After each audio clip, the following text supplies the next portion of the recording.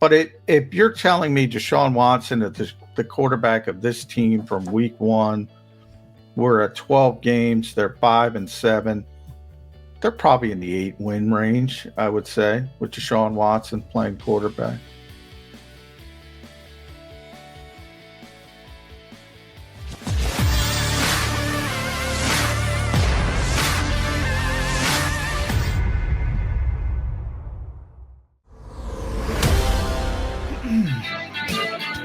Waiting all day for a Wednesday night, football 24/7 with NFL insider John McMullen. Eagles go back to work. The big question, did Gardner Minshew get snaps with the first team today? Is Jalen limping at practice? And what's the real story after today, Johnny Mac? I was a little bit surprised, actually, Krausey. The Eagles didn't play any games this week when it came to really Jalen Hurts or Jason Kelce. They both talked to the media. They both said they're going to play, essentially.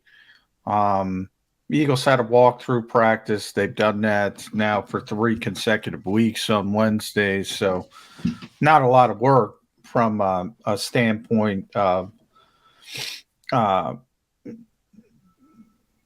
heavy duress on your body, so to speak. So when it comes to Jalen Hurts, the thought process is the Eagles are getting him ready to play, but they've mentioned they need to have a contingency plan just in case. I can tell you, because it was a walkthrough, we get very limited access. Basically, all we were able to see is the players walking into the practice bubble.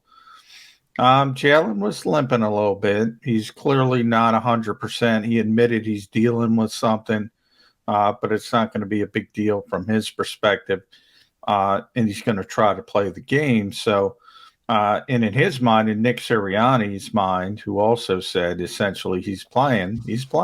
So no gamesmanship, no hedging. Unless something happens in practice Thursday and Friday, Jalen Hurts is going to be the starting quarterback on Sunday. Well, I know that you have always answered the question the same way. The starter gets 100% of the snaps at practice. That's the process.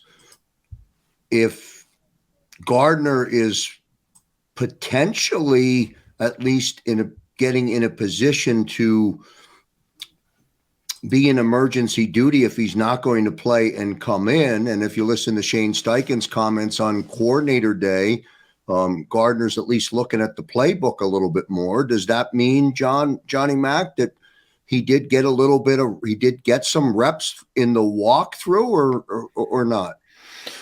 Well, we don't know yet because Nick spoke before the practice, so we'll know more as things go along. Thursday, they'll be on the practice field, presumably, so we'll get to see a little bit more. Friday is obviously the next time we'll get to talk to Nick Sirianni.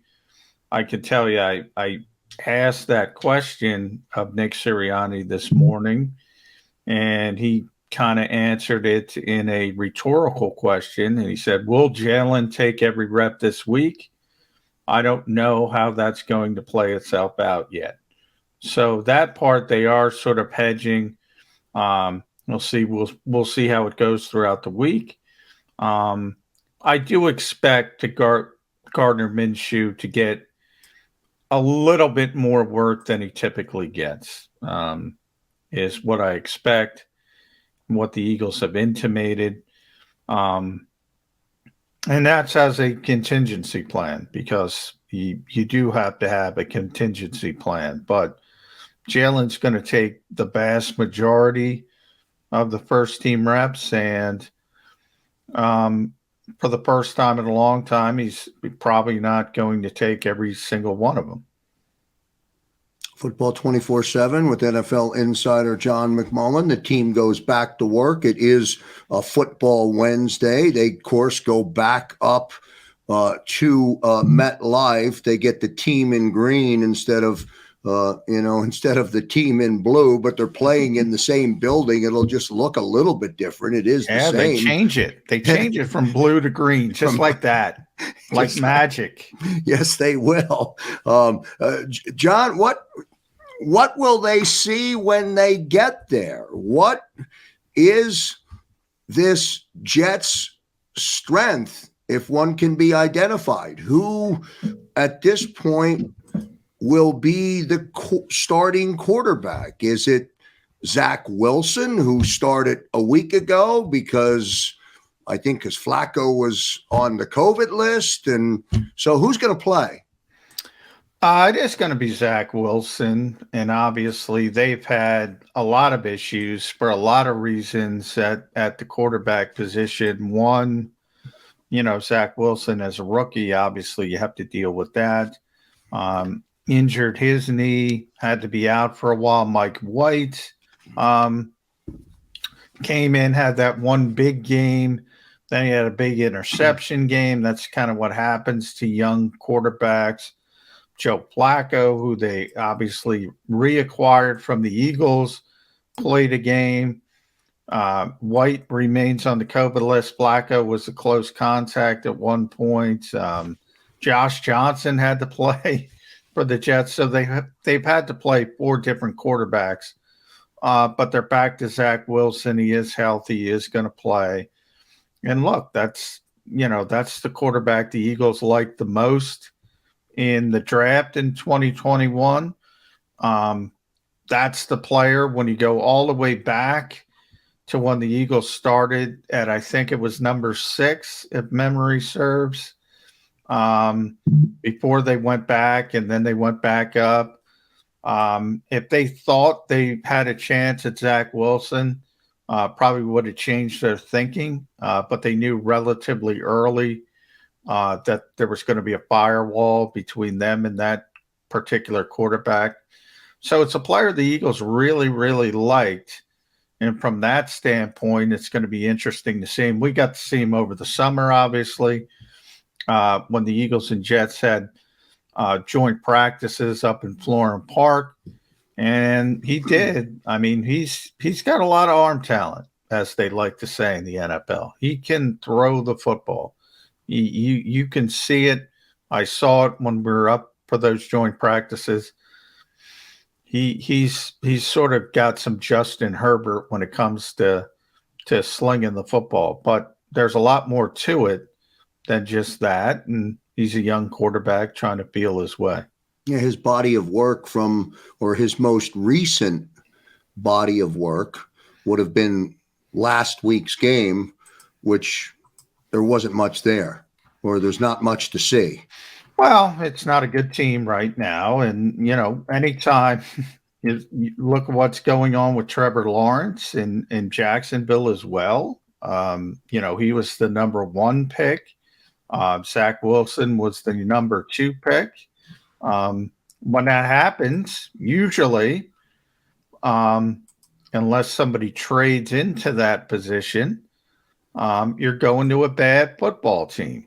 And Zach Wilson went to a bad football team. And you're seeing some of the growing pains, not only with a young quarterback but also, rebuilding that roster around him.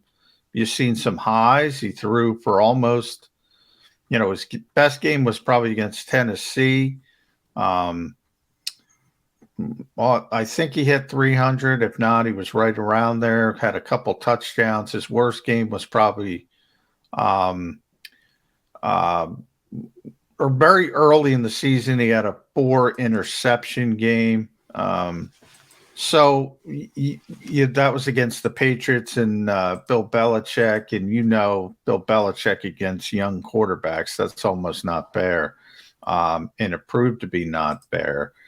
By the way, what an unbelievable job he's doing right now, but that's for a conversation for another time. Best coach that ever lived, to be honest. And I say that all the time. They're sort of like the Eagles when it comes to skill position players. They don't have enough. Elijah Moore is a fellow rookie. He was the Jets' second-round pick. He looks like he's got a chance to be an explosive player. Corey Davis is somebody they signed as a free agent. He's hurt. Jamison Crowder, people probably remember him from Washington. So not great. The offensive line, they had 2 first-round picks. One of them is Elijah Vera Tucker. He was another player the Eagles had interest in. I think he's going to be a really good player. But again, it takes some time. And they also have Morgan Moses. You might remember him from Washington as the right tackle. But that's about it. And, it's still a work in progress. Defensively, they probably have a little bit more talent. Quinnen Williams is a really good player up front. Shane Steichen mentioned him yesterday. But they've had some C.J. Mosley also mentioned, who's been a great linebacker in this league for a long time now. A lot of injuries, though, in the secondary. So much so that our old friend Elijah Riley is on the Jets. Got signed off the Eagles practice squad, and he's starting already, coming directly from the Eagles practice squad. So they have a lot of injury problems in the secondary. But you ask yourself, can the Eagles take advantage of that? We saw it in San Francisco early in the season. Eagles are not equipped to throw the football a lot. So I don't know how much that's going to hurt the Jets. Football 24/7 with NFL insider John McMullen. Make Stateside Vodka your part of your holiday plans. Go to statesidevodka.com. Use the keyword JAKIB, get 15% off of the vodka soda. Order now. Cases will soon move into the limited status. That's how much vodka soda Stateside Vodka anticipates selling for the holidays. This is Football 24/7 on the JAKIB Media YouTube channel. Don't forget to like, share, and as always, if you're new to the channel, please subscribe and stay with us on this crazy ride that now leads us into another must-win for this football team, or are we starting to now feel differently about where they are? You talk about peaks and valleys, John. You started in a real valley, and then there was this peak where they put together a string of W's, and the whole mindset, the whole narrative, talk about changing a narrative, the whole narrative flipped. And then all of a sudden, Dallas lost on Thanksgiving Day, and we were within sniffing the Mendoza line, getting back to 6-6, and setting our sights on all of these division games coming up on the schedule. Now it doesn't feel like that anymore with one loss to the Giants. Yeah, now you got people talking about Russell Wilson. Somebody, I forget who it was, but it was either Adam Schefter or Chris Mortensen brought up Russell Wilson. It's funny how that changes so quickly with the Eagles. Look, I told you, don't get too excited. Dallas is a better football team than the Eagles right now. Now the Cowboys are having more issues. They got to play Thursday again. Their whole coaching staff is COVID destroyed to the point they're bringing in Ben McAdoo, who's a consultant. He's going to be doing some coaching because they need him on the field. But when they're healthy and ready to go, and they have Amari Cooper and CeeDee Lamb, I mean, they're just better. So, from the Eagles' perspective, it was always about, getting that last playoff spot in the NFC. That's still very viable. Right now, it's the Washington football team. It's a half game ahead of the Eagles, 5-6 versus 5-7, and they play each other twice.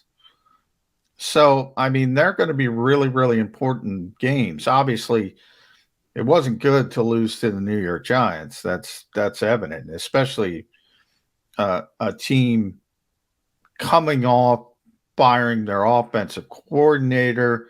We talked about it all last week. They were on a short week, holiday on top of it. Eagles didn't bring their A game. Here they are against another team, another New York Jets team, New York team with the Jets. And, the Jets are, as I said, rebuilding with a very young quarterback. A lot of their best players are gone on injured reserve. Carl Lawson was, going to be their best pass rusher. He's gone for the season. Marcus Mays, their best defensive player overall, probably. He's gone for the season. Mekhi Becton, their big left tackle, has got a lot of talent. He's gone. Same as I said last week, you got to take advantage of these situations. And you want to lose to the Giants and the Jets back to back? That would be bad. That would be really bad. So they better find a way to get this W. It's funny. We talk about the draft and where it stands because the Eagles have 3 picks. Right now, the top 10 of the draft projects to be all Jersey Turnpike teams. The Jets have 2 picks in the top 10. The Giants have 2 picks in the top 10. And then the Eagles would have 2 picks in the top 10. So, these are a couple bad football teams the Eagles should be beating. They lost to one. They can't lose to the other. Can't lose on Sunday. That is for sure. Offensive line, Johnny Mack, Jason Kelce. Man, you just got to love Jason Kelce, for who he is, what he does, how he conducts himself, and his grit to play. I just think is amazing. He will play on Sunday. And what was the extent of the injury last week? Well, he described it, and how he described it is someone fell on his knee. Because of the knee injury, he said his quad couldn't fire off, and he felt he couldn't protect himself. And that's why he had to leave the game. They tried a lot of different things. They tried to tape it up. It wasn't working at first. Tried some soft tissue exercises to get it firing again, is how he described it. When he came back after halftime, he kept doing the exercises, and at some point he started to feel the knee was stable, and he was able to go out there and play. He's a tough guy. And it was funny because he kept getting questions about being a tough guy. And, he's like, to him, it's second nature. And he's getting asked what defines a tough guy. Nick Sirianni called him the toughest offensive lineman he's ever seen. And like a typical tough guy, he just, it's just what you do. And that's his mentality. And, I was telling Jody a story this morning. I'll say it again. I got to meet Mick Tingelhoff, who's was a Hall of Fame center. Unfortunately, passed just recently, the past year or two. He played 240 straight games during his career. Jason's at 118. And I thought it was a great story. Because his backup, and I'm talking about Mick's backup, a guy by the name of Godfrey Zonbrecker, a strange name, but he got asked, he called himself the third string center. And the reporter said, "What do you mean third string? You're second string." And he said, "No, Tingelhoff is the starter. Tingelhoff hurt is second string." Because he's always playing. Right. Good story. And he's third string. And that kind of reminds me of Jason Kelce. He's going to play. He's going to play. That's the longest he's been out. I think he missed 31 snaps. Now, I go back to last year when I thought his season was over with the hyperextended elbow. He got hurt one play before halftime, you thought his season was over. He showed up in the second half. He couldn't even lift his arm, and he finished the game. This time it was a little bit more. He got a little rest in the blowout in Detroit, but that was only because they were winning by so much. He took about, I think, 14 snaps off. So for him not to be out there, it's something, but he's going to fight through it. And it's pretty amazing to watch it each and every week. Johnny Mac, let me ask you about going into this game. One other thought I wanted to get from you on this edition of Football 24/7 is the responsibility of Nick Sirianni in last week's loss. You know, how do you define that statement in terms of what did you think was Nick's deficiencies in that game? And then how, based on that answer, do you project what we'll see on Sunday? It happens to be the Jets who are the next opponent, but I don't really know if that matters. What are we going to see from Nick Sirianni? Well, I don't think he came out with a terrible game plan or anything of that nature. The Eagles ran for 200 yards. But did they run for most of that in the second half, John? Well, I mean, he was trying to get the passing game going, and we had an interesting discussion with Nick today about trying to win on Sundays versus the future. And, his answer, typical stock answer, the only goal is to win on game day.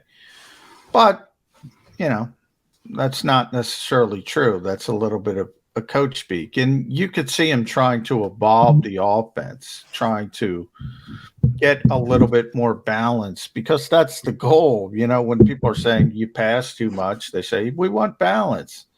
Well, there's no balance in the Eagles offense when they're running it 3/4 of the time and Jalen Hurts is passing it 14, 15 times. There's no balance either. He's trying to get back to where this is a team that can hurt you in both phases, and then maybe you're really cooking with something. And it didn't work. Jalen had a really poor game. Didn't have his typical accuracy, which is not great to begin with, to be honest. Turned the football over, which he had not been doing. That was really, besides the running game, the most positive part of Jalen Hurts' evolution had been his protection of the football. That kind of went away with the 3 turnovers. Then you had Boston Scott fumbling the football. Look, I often talk about, and you've heard me say this numerous times, Krausey. Look, you can win running the football. You can win a lot of different ways on a particular game day in the NFL. What it does, though, is you have a smaller margin of error, and you saw that margin of error. Look, they were going down the field when Boston Scott fumbled. It's going the other way. They were in the end zone, in the end zone when Nate Herbig got called for holding. That's the kind of stuff I'm talking about. Either of those, you leave the touchdown on the board, or you continue to drive and simply run it down the Giants' throats. Game's over. Eagles win. They didn't do it. They didn't accomplish it. So then you're behind the football, then you're behind in the football game. There's a minute 20 left. The defense does their job. You get a bad punt, but you got to go. You got to throw the football. You got to throw the football to win the game. And to Jalen Hurts' credit, he put 2 throws on Jalen Reagor's fingertips, so to speak, and the receiver couldn't catch him. So I can't blame Nick Sirianni for personnel deficiencies or guys not executing. I know everybody wants to kill the game plan. He's trying to evolve this offense, And did it lose them a football game? Maybe. Maybe they could have run the football 60 times and won the game because that's how bad the Giants were.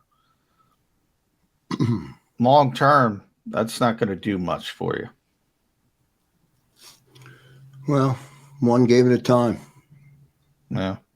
But then when you play that's what I think, the assumption that you could just abandon the passing game in the modern NFL. And then when you need it, it's going to be there in the next week or whenever you're facing a good football team that can score some points. It's not going to be there. It's not going to be there if you put it in the closet, if you put it in mothballs and then say, oh, we got to throw the ball. It's not going to be there. That's why you're trying to evolve it each week. Quick thought, last thought, and then I'll let you go here on a Wednesday night. If Deshaun Watson were the starting quarterback for the Philadelphia Eagles with this receiving core. Yeah, they'd be in the playoffs.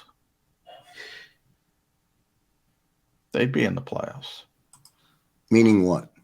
They would have won one more game. They would have won two more games. What? I mean, you still have Rager. You still have Rager. You still have Quez. They would be, and again, they would be. There's so many curveballs thrown at you in the COVID era. Like, to me, the Cowboys would be a Super Bowl contender if they didn't have any COVID issues, if Amari Cooper was out there, CeeDee Lamb was out there, if everybody was out there, if they have their normal contingent. So you don't know what's going to happen. But if you're telling me Deshaun Watson is the quarterback of this team from week one, we're at 12 games, they're 5-7.